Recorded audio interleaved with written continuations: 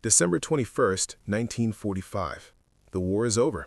Nazi Germany is defeated, and in a military hospital in Heidelberg, Germany, General George S. Patton Jr., America's most legendary combat commander, has just died from injuries sustained in a car accident 12 days earlier.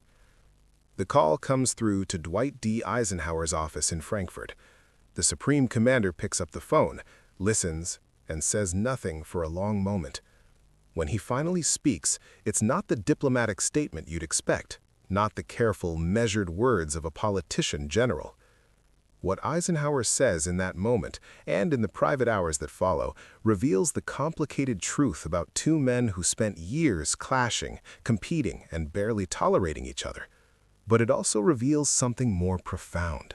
Eisenhower's sudden realization that America had just lost the one general who could do what no one else could do, not even Eisenhower himself. If you want the real, untold stories behind history's greatest figures, hit that subscribe button right now, because what you're about to hear will completely change how you see these two legends. To understand Eisenhower's reaction, you need to understand what Patton was doing in Germany in December 1945. The war had been over for 7 months. Most American generals were heading home or taking comfortable posts, but not Patton.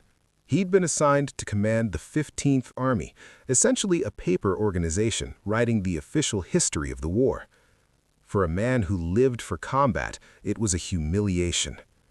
On December 9, 1945, Patton was riding in his Cadillac near Mannheim, going pheasant hunting. A 2.5-ton army truck made a left turn directly into their path.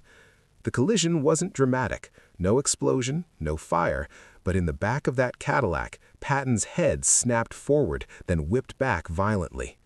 His neck was broken. He was paralyzed from the neck down. For 12 days, Patton lay in a hospital bed, fully conscious, fully aware he would never walk again. Eisenhower visited him multiple times. Those visits were, by all accounts, awkward and painful. On December 21st, Patton developed a pulmonary embolism. At 5:50 p.m., he died. The call reached Eisenhower within the hour. Eisenhower's public statement was what you'd expect, carefully crafted, appropriately solemn, full of praise for Patton's combat record. But that's not what we're here to talk about. Captain Harry Butcher, Eisenhower's naval aide and closest confidant during the war, was present when Eisenhower received the news. Years later, Butcher described Eisenhower's reaction. Eisenhower hung up the phone and sat in silence for what felt like minutes. Then he said quietly, almost to himself, "He's gone." Another pause, then, "God help us, he's actually gone." General Walter Bedell Smith was also present. Smith later recalled that Eisenhower seemed genuinely shaken, more emotional than Smith had seen him at any point during the war, including the darkest days of the Battle of the Bulge. "I think," Smith said years later, "Eisenhower suddenly realized what we'd lost. And I don't mean just as an army, I mean as a country." Over the next few days, as funeral arrangements were made, Eisenhower made several revealing statements to his inner circle. To General Omar Bradley, who flew to Frankfurt to discuss Patton's funeral, Eisenhower said something startling. "George was the one commander who could make armies move by sheer force of personality. I could plan operations. Montgomery could organize set-piece battles. Bradley could coordinate multiple corps. But George could take a demoralized division and turn them into killers in 48 hours. He could sense opportunity before anyone else saw it. He could drive men forward when they had nothing left." Bradley, who'd had his own complicated relationship with Patton, nodded. "He was unique," Bradley agreed. "Unique?" Eisenhower said. "Brad, he was irreplaceable, and I'm only now realizing it." This is crucial. Eisenhower, the Supreme Commander, the man who'd orchestrated the liberation of Western Europe, was admitting that Patton could do something even he couldn't do.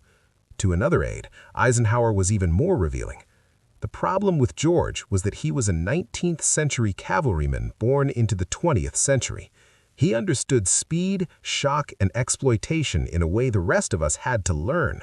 For him, it was instinctive. Then Eisenhower said something that cuts to the heart of their relationship.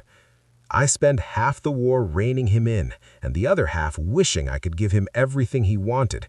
And now that he's gone, I realize how much I relied on him to do the impossible."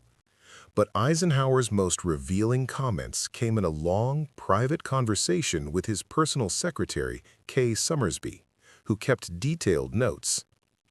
According to Summersby, Eisenhower talked for over an hour about Patton the night after his death, and what he said paints a picture of their relationship that goes beyond what the history books tell us.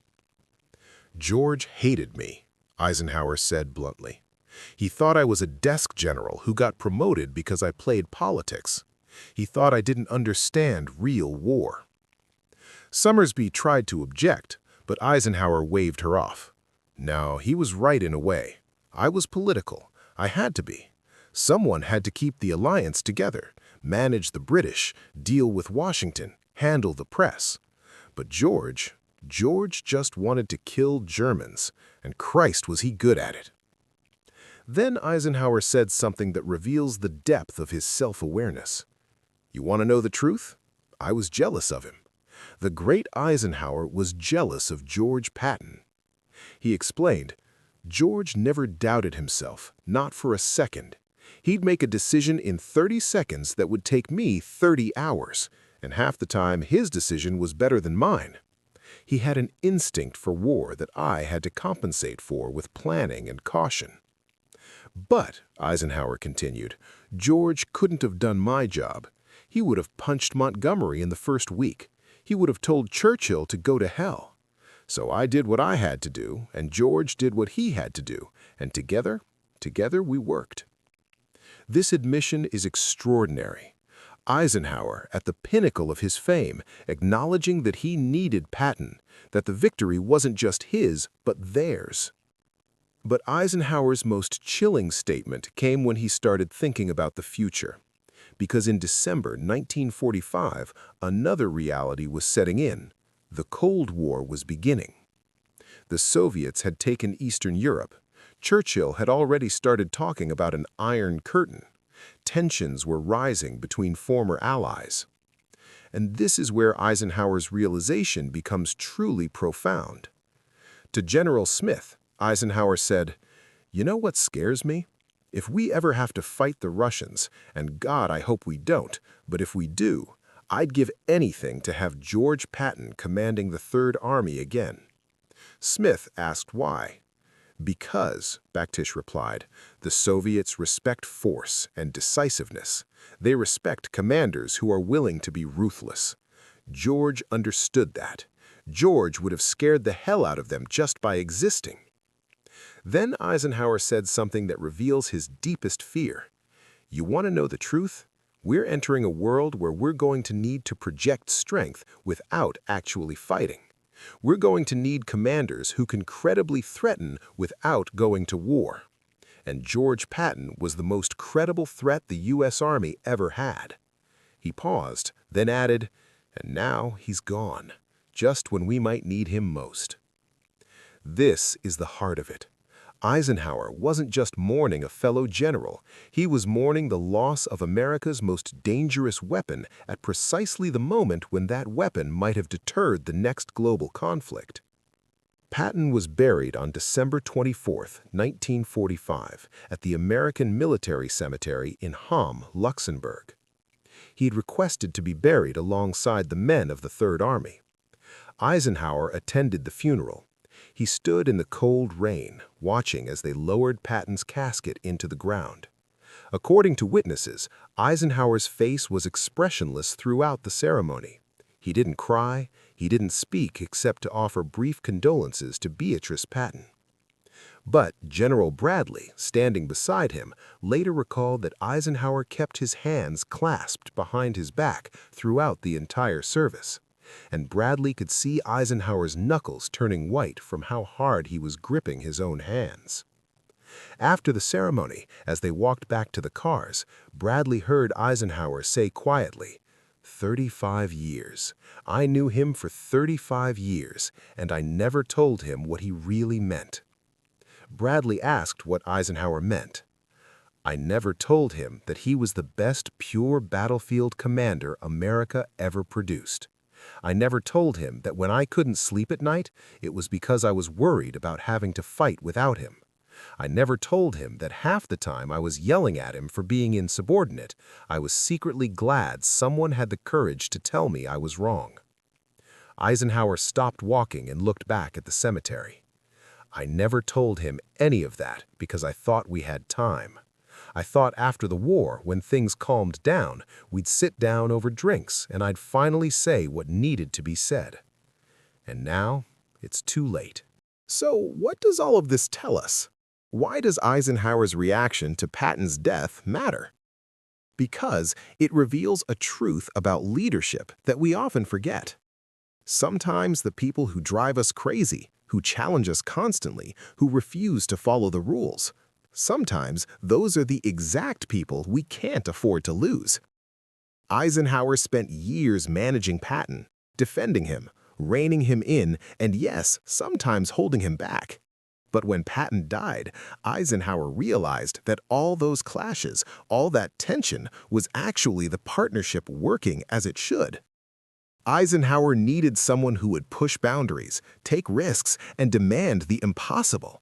And Patton needed someone who would give him direction, prevent him from self-destructing, and channel his aggression towards strategic objectives. Together, they were greater than either could have been alone.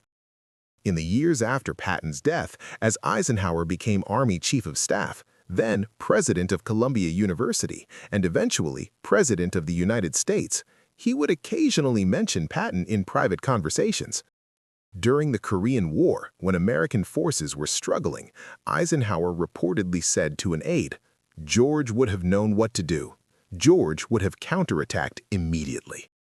During the Berlin crisis, when Soviet tanks faced off against American tanks at Checkpoint Charlie, an aging President Eisenhower told his advisor, "This is exactly the kind of situation where we needed Patton." The Soviets would have looked at him and backed down. And, perhaps most tellingly, in his retirement, Eisenhower was asked by a journalist who the greatest general of World War II was. Eisenhower thought for a moment, then said, "In terms of pure battlefield genius, George Patton, without question." The journalist pressed, "But you were the supreme commander. You orchestrated the whole campaign." Eisenhower smiled slightly. "I orchestrated. George executed. There's a difference. And between you and me, execution is harder." On December 21, 1945, America lost its most dangerous battlefield general. But in that Frankfurt office, taking that phone call, Dwight Eisenhower lost something more personal. He lost the man who made him a better commander precisely because they were so different. The rivalries faded. The controversies didn't matter anymore. What remained was a stark, sobering realization. Some people can't be replaced, no matter how much trouble they cause. And sometimes you don't fully appreciate what someone means to you until the moment they're gone. Eisenhower's great regret, the thing that haunted him, was that he never told Patton this while he was alive. He never said, "George, I need you. America needs you. You're irreplaceable." Instead, their last real conversations were awkward visits to a hospital room, with Patton paralyzed and Eisenhower unable to find the words. Eisenhower carried that lesson with him for the rest of his life. And if we're paying attention, we might learn something from it too. If this story changed how you see these two legends, hit that like button and drop a comment below. Do you think Eisenhower should have told Patton how much he valued him while he was alive? And make sure you're subscribed. We're bringing you the untold stories behind history's greatest figures every week.